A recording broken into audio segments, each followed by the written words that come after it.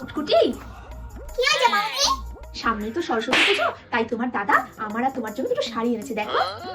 ও মা, কি সুন্দর শাড়ি! তুমি কোনটা নেবে বলো? আমি হলুদ শাড়িটা নেবো বৌদি। আচ্ছা নাও। হলুদ শাড়িটা তো খুব সুন্দর। আমি জানতাম কুটকুটি হলুদ শাড়িটাই নেবে, এবার আমার প্ল্যানটা কাজে লাগাতে হবে। এটা বললে তো আমি আরো বিউটিফুল হয়ে যাবো। ভালোই হলো বাবা, তুমি হলুদ শাড়িটা নিয়ে নিলে। ভালো হয়েছে মানেটা কি বৌদি? আমার তো হলুদ শাড়িটা একদম ভালো লাগেনি, কেমন ম্যারম্যারে বাবা। আর মানে এটা ভালো না। এই নীল শাড়িটা পরলে সরস্বতী পুজোর দিন আমাকে পুরো নীল পরই লাগবে। ওই সরস্বতী পুজোর দিন আমারই দেখবে। আমি এটা নেবো না, আমি ব্লু শাড়িটা নেবো। তুমি তো বললে এক্ষুনি তুমি হলুদ শাড়িটা নেবে, এখন আবার নীল শাড়িটা নেবে বলছো কেন? আমি এটা নেবো না, আমি ব্লু শাড়িটা নেবো। আমার যেটা ইচ্ছা আমায় দাও। ঠিক আছে নাও, এটা বেশ সুন্দর। আবার হলুদ শাড়িটা দাও। হ্যাঁ, এই পথ শাড়িটা তুমিই নাও।